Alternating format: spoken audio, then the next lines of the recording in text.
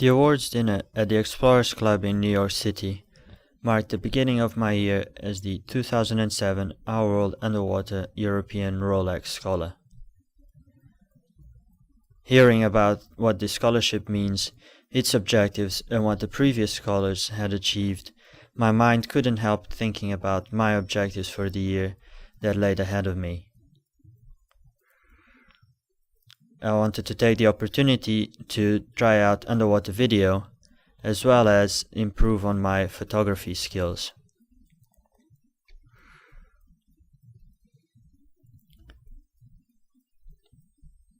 My main interest is sustainable development and conservation, so couldn't help wondering where that interest would lead me.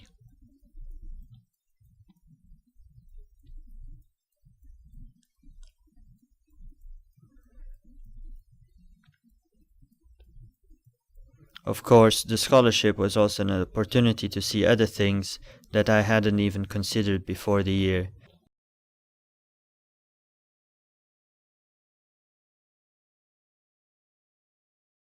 As well as improve my diving skills.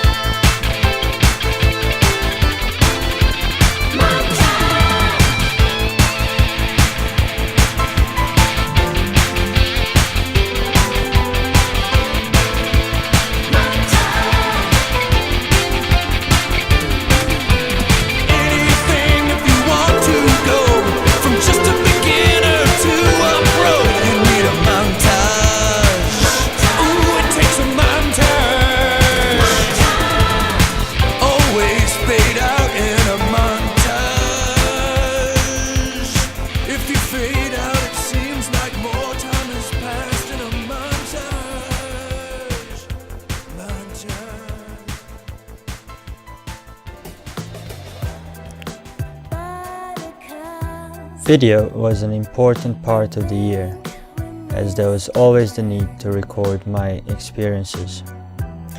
Spending some time in Egypt, Brennan and I quickly improved on our video skills.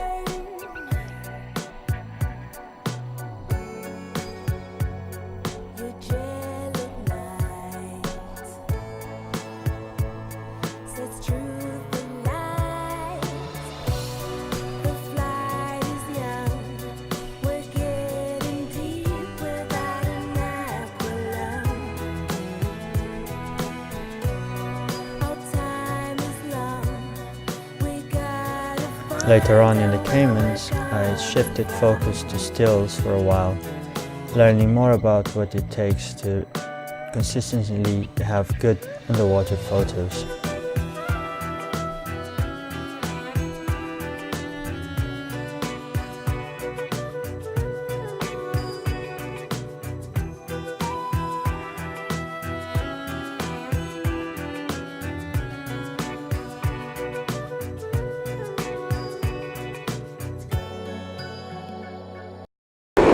That was great. That was amazing. Did you get slightly mobbed then? They were all over me. I mean, I don't know, David, were they around you at any time? I mean, I just had about 30, 40 guys just around me all the time, trying out my fins, having a few tastes and stuff. So we're up here in British Columbia. It's height of the summer, but it doesn't look like it. We're filming stellar sea lions for the BBC One OWUSS Great Event Series, and Igor has come along to help us as a lighting assistant to famous underwater cinematographer, David Ron. Yes. Thank God we have Igor here. He's helping us out again and again in the water, cold water, sea lions everywhere, chewing on his fins, his hands, his head, and he's always there. Doing a great job.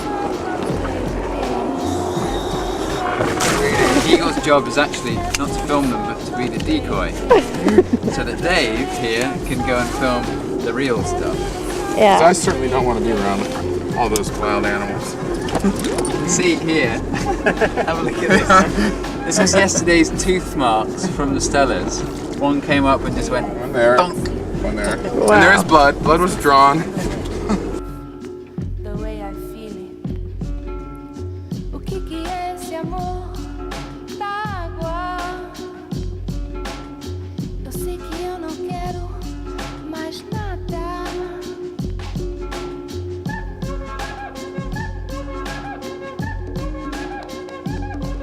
Now we're hanging around this play ball, waiting for a whale to come about, check it out. And we've just been filming for the past 3 weeks, just about. Started off concentrating on sea lions and got some really interesting dives with them. The suit held up, so that's a good news, because they were getting a bit bitey a couple of times. But now we've started trying, we've noticed some interesting things going on with the humpbacks in this area. So it's just switch focus a little bit. After the rain comes sun, after the sun comes rain again. After the rain comes sun, and after the These documentaries show us the best there is underwater, but barren scenes like this are starting to be more and more common. How can we return to reefs like these?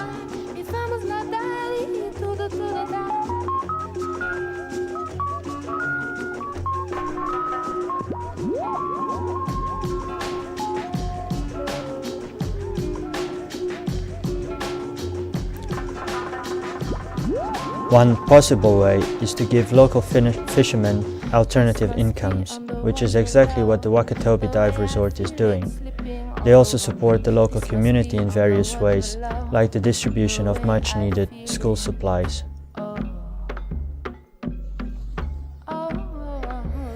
Meanwhile, on the other side of the Indian Ocean in Madagascar, I found a more research approach in the form of Blue Ventures.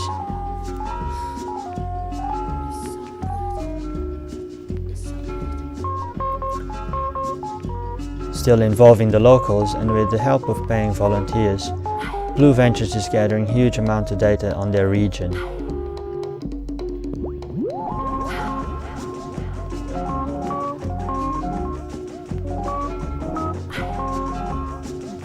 Since this data is gathered both on the land ecosystems as well as the marine ecosystems, it's now being of huge value in the creation of Madagascar's first community-run marine protected area.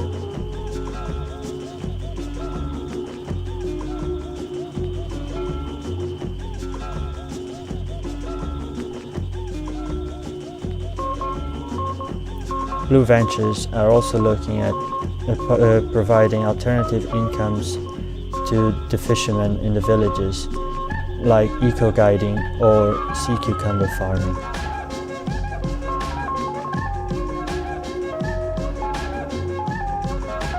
Sea turtles are in the brink of worldwide extinction, so it was with great interest that I helped the Cayman Islands Department of Environment with their turtle monitoring program.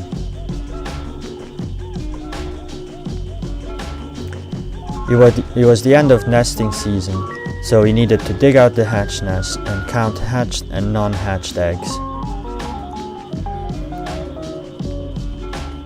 Every now and again though, some hatchlings are left behind, and it was my responsibility to look after these 3 during the day and then release them at night.